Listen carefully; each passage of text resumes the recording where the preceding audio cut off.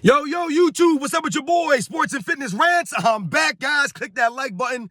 Subscribe to my channel. What's up, y'all? Welcome back, guys. Welcome back. Got another great video for you guys today, as usual. You guys know the deal. You know what we're here to do, right? You know why I'm here, guys. It's about the facts on this channel. There is nothing but facts. That's the only thing that I know how to talk about, are the facts. And you guys know this. Right? You guys understand what I'm saying. Much respect to all of you out there. We grew up watching this stuff. You guys can tell by the way that I speak that I grew up watching this stuff. I'm not faking this stuff. I'm not making up stories. I'm not trying to rewrite the history. Right? This is why we're frustrated. Because they're trying to rewrite the NBA's history that we grew up watching. That's what they're doing, guys. They're trying to rewrite all this stuff. Change it all up, right? Bend the reality, make up their own narratives. We won't last any longer. So the real NBA fans are standing up. We are standing up. And they don't like that. Because remember, guys, the facts can never be hate and the facts can never be disputed. At the end of the day, we have the video footage. They do not. They're just talking. They don't have the video footage as proof. We have the proof, we have the evidence to back up everything that we talk about. So remember that, guys. And I want to thank you guys for all your love, man, for everything. It means a lot to me, guys. You guys supporting my channel, man. It means a lot. And in this video, we're going to continue with LeBron James because we must tell the truth about this man. Because they're trying to pump this guy up, right? They're trying to rewrite the history. They're trying to, their narratives, right?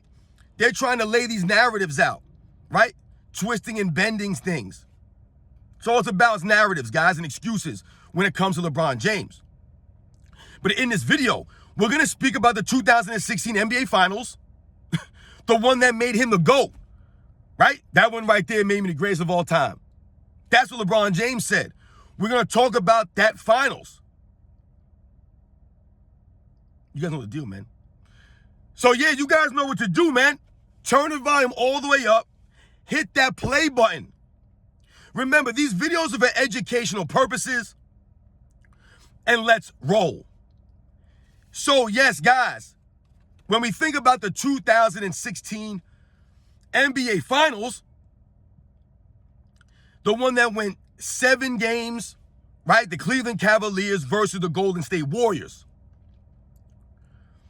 One of the things that we must understand off the top, guys, just off the top, is that going into the 2016 season, the Cleveland Cavaliers were the favorites for the title, guys. If you remember, going into the 2015 season, the Cleveland Cavaliers were the favorite for the title going into the season, guys. And why were they the favorites going into the season? Well, if we think about the players that the Cleveland Cavaliers had, they had a very good team, right? They had just acquired LeBron James in free agency, right? LeBron James came back to Cleveland. Kyrie Irving was already there. And also, LeBron James was requesting Kevin Love. That's right. The same Kevin Love that his fans crap on all the time. That Kevin Love. That's who LeBron James was requesting come to the Cleveland Cavaliers, or he was not going to sign. He did not want Andrew Wiggins, the #1 pick. He did not. He demanded they trade for Kevin Love, and the Cleveland Cavaliers franchise did that, and they traded away the #1 pick, Andrew Wiggins, for Kevin Love. So you had a team of LeBron James, Kevin Love, who was a perennial all-star at that time, was seen as one of the best players in the league at that time, Kyrie Irving, right, a young upcoming star, a sensational player at that time. So you had all three of those players right there to form a big three. Then you also had key role players, guys like Tristan Thompson, guys like Iman Shumpert, guys like J.R. Smith, right? Guys like Richard Jefferson. These would be the key guys coming off the bench for that Cavaliers team in 2016. Now, when we think about the 2016 NBA Finals, and you hear LeBron James refer to the one that made him the greatest of all time, right? That one right there made him the greatest of all time. Why does he believe that in his mind? Well, we don't know why he believes that, but he believes that, I'm sure, because the Cleveland Cavaliers were the first team to come back from a 3-1 deficit in the NBA Finals, right? We must keep that in mind because let's not forget that the Golden State Warriors came back from a 3-1 deficit in the Western Conference Finals that same season. They did it the same season, guys. The round before, they accomplished that same feat. So it has happened before, just not in the NBA Finals, right? So LeBron James believed that them coming back from the deficit made him the greatest of all time. Now, when we hear LeBron James say things like that, we immediately think this is typical LeBron James, right? Typical LeBron James. He believes he's the greatest of all time after winning an NBA Finals where his teammates stepped up more than I don't even know what other finals guys stepped up in that way. We're talking about the guys on the bench stepping up and playing a major role in that NBA Finals, guys. If you guys remember watching the NBA Finals, if you actually watched it, games 1 through 7, you can clearly say that guys like Iman Shumpert, guys like Richard Jefferson, guys like J.R. Smith, these guys would outplay the role players on the Warriors team. They would outplay guys like Sean Livingston, right? And what's his guy's name? The wing player, Harrison Barnes, right? They would outplay Harrison Barnes, Sean Livingston, Maurice Spates, right? These were the guys coming off the bench. These were the role players on that Warriors team. Guys like Richard Jefferson, like I said, Tristan Thompson, J.R. Smith, Iman Shumpert. These guys would play a role. Not to mention guys like Kyrie Irving outplaying Steph Curry handedly. When LeBron James and his fans talk about the 2016 NBA Finals, if you guys ever notice, they never give Kyrie Irving any of his just due. They never big up Kevin Love. They never big up Richard Jefferson, Iman Shumpert, Tristan Thompson, J.R. Smith. None of these guys get any shine, get any love from LeBron James or his fan club. And it's funny because LeBron James's fans are always the ones pointing out that Michael Jordan never won without Scottie Pippen. However, I don't remember Scottie Pippen ever dropping 40 points in an NBA Finals game like Kyrie Irving did in Game 5 in 2016. I don't remember that. As a matter of fact, guys, Kyrie Irving has more 40-point games in the NBA Finals playing alongside LeBron James than Scottie Pippen has 30-point games playing alongside Michael Jordan in an NBA Finals, guys. That's right. Kyrie Irving scored 40 points 2 separate occasions playing with LeBron James. Scottie Pippen only scored 30 points in an NBA Finals game 1 time in his career, guys. That's right. Because like I always told you guys, Scottie Pippen was never a scorer, could never score like that, right? Not consistently, not at a high level. Like Kyrie Irving proved that he does. So once again, LeBron James and his fans not giving any of his teammates any credit, but why would they? Right? They've never given LeBron James' teammates their just due. Meanwhile, Michael Jordan always gave his teammates their just due. And how do we know this? Because we have the audio, we have the video footage of Michael Jordan bringing out Scottie Pippen for the 1997 Finals MVP award. I never remember LeBron James bringing out Kyrie Irving in 2016 for the Finals MVP award after Kyrie Irving dropped 27 points a game, like 4 rebounds, 4 assists. Like I said, thoroughly outplaying the back-to-back MVP. Kyrie Irving did that.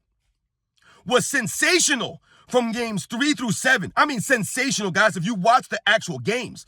Kyrie Irving, and I don't even like Kyrie Irving, guys, but the man was hitting shots that only Kyrie Irving really can make. This is what he was doing in the NBA Finals, guys. LeBron James never gives him any credit, never bigs him up.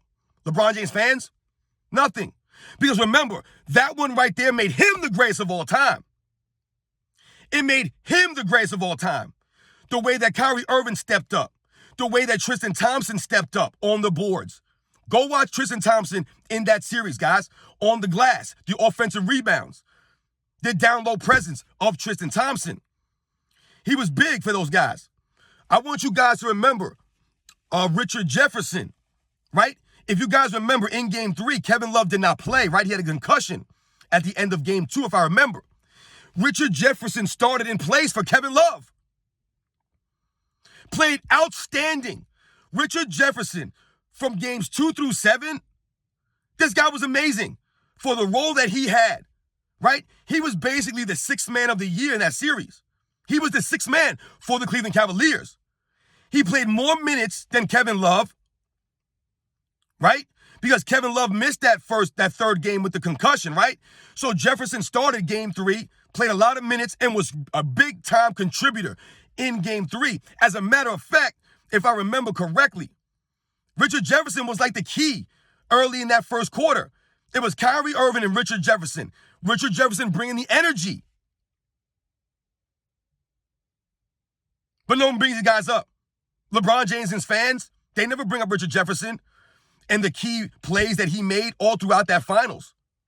He was big. He was a big contributor off the bench for Ty Lue and the Cleveland Cavaliers. Much respect, shout out to Richard Jefferson. Same thing with the J.R. Smith. In game 7, right, in the beginning of the second half, the Cavaliers were down by, I believe, 7 points, guys. The first couple of baskets of the second half to bring them back was made by J.R. Smith. He had back-to-back threes in the beginning of the third quarter for the Cavaliers to bring them right back in the game. That was J.R. Smith in game 7. Hustling. Kyrie Irving putting on a show in game 7. Kyrie Irving hitting one of the biggest shots in NBA Finals history. You can say that's the biggest shot in Cleveland Cavaliers history. Was made by Kyrie Irving, not LeBron James. But yet that NBA Finals made him the greatest of all time, right? And his fans will always say LeBron James came back from a 3-1 deficit, right? That's what his fans will say. And they'll always try to make it seem as if he made a 3-1 comeback against the greatest team of all time. Because the Warriors won 73 games, that makes them the greatest team of all time. I don't buy that. I don't think anybody thinks that the 2016 Warriors are a super team or the greatest team of all time. Like I told you guys, the 2016 Cavaliers were the favorites going into that season. They were the favorites, even though the Warriors won the year before, because what was the thinking by a lot of people? Kyrie Irving and Kevin Love got hurt in the 2015 NBA Finals. I told you they were the preseason favorites, the Cavaliers, in 2015. And people assume that they only lost because of the injuries. So they were the favorites again going into 2016. That's right, guys. They were the favorites, the preseason favorites. Not the Warriors. No one thought the Warriors were a super team. Yes, they had a great season. Steph Curry was amazing in 2016, right? Making all these threes. He was hitting a lot of shots. They won a lot of games at the buzzers. Close games. That record mattered to them more than actually winning a championship. And that's what messed them up. They were too busy chasing regular season stats, guys. The Chicago Bulls in 96, they weren't worried about that stuff. They could have won 74 games or 75 games if that's all they were thinking about. But that's not what they were thinking about in 96. Michael Jordan and the Bulls had bigger fish to fry, right? They had a big picture, which is why they won 3 in a row, right? They didn't sacrifice the regular season. They didn't sacrifice everything that they were aiming for in the regular season like the Warriors did in 2016, right? They wanted that record. They thought that meant something. That meant nothing. It means nothing because they didn't win a championship. And yes, we can make excuses about the Warriors being injured, Draymond Green getting suspended. So once again, why does LeBron James think that comeback from 3-1 was so spectacular? Things had to fall in place for the Cavaliers to come back, right? Everything had to fall in place for them, right? Kyrie Irving had to play amazing. Richard Jefferson had to come in and play good. Tristan Thompson, Iman Shumpert, J.R. Smith, all these guys had to play quality minutes, right? For the Cavaliers to be successful. Draymond Green suspended for Game 5, right? That was pretty huge. I don't remember Michael Jordan ever having one of the other teammates, other players suspended. I never remember any of Michael Jordan's finals opponents having a player suspended for a game because Michael Jordan But it happened in 2016. Kyrie Irving outplaying Steph Curry. Steph Curry dealing with a little bit of an injury, right? No excuse. Andrew Bogut missing games. Andre Iguodala hobbled. Right? All these things going on. But somehow LeBron James and his fans will say that was one of the hardest championships ever won, right? LeBron James has said this himself, that he won two of the hardest championships ever. The 2020 bubble that I talked about the other day, and the 2016 coming back from a 3-1 deficit. This is what LeBron James, this is the narrative he wants to follow him around, that he won two of the hardest titles ever. When his teammates performed at super high levels in that finals, he gives Kyrie Irving no credit for averaging 27 points a game in an NBA Finals. How many people can say their teammate averaged 27 points a game in the NBA Finals? Michael Jordan can't say that. Nothing close to that for Scottie Pippen. Nothing close. But this is what LeBron James had. I told you, the Cavaliers bench, their role players outperforming the role players of the Golden State Warriors, guys. Go check the numbers. Go watch the game. You can clearly see this. Look at the games. They were blowouts. The Warriors blew out the Cavaliers in games 1 and 2. The Cavs blew out the Warriors in game 3. Game 4 was a little bit of a close game, but not really. Game 5, once again, the Cavaliers blew the Warriors out. Game 6, the Cavaliers blew the Warriors out. And Game 7 was really the only close game. It was Game 7. They were all lopsided victories. This wasn't LeBron James closing out every game, hitting game winners, going on these incredible runs at the end of these games. These games were decided in the first quarter, a lot of these games. Kyrie Irving scored, 19 points in the first quarter of Game 3, and that was the end of the game right there. The Warriors were down by 20-plus points in the first quarter. It was never a game after that, guys. Never a game. Same thing with Game 6. Similar to Game 5. But that one made LeBron James the greatest of all time. Still never giving any respect or credit to Kyrie Irving for the performance he put on. LeBron James is standing in the corner while Kyrie Irving sizes up Steph Curry for the game-winning 3, right? They forced a switch to get Kyrie Irving on Steph Curry one-on-one. LeBron James standing in the corner, blowing on his hands, biting his nails, hoping Kyrie Irving makes a shot. But that one made LeBron the greatest of all time? How could he say that?